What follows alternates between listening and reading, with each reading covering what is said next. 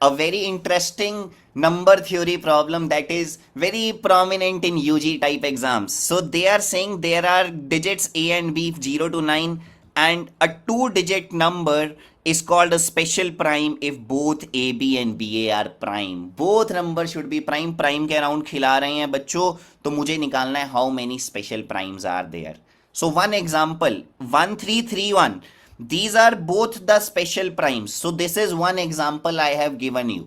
अब देखो कैसे सोचना है, कॉमन सेंस लगानी है बच्चों कि सर प्राइम नंबर्स में what is the pattern.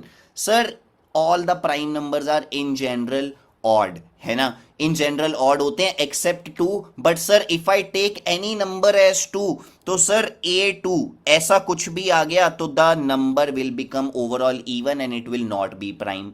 So we will reject that. Now we are sure we just need to see the odd numbers in the. For more such tricks, you can definitely join Fodu Club.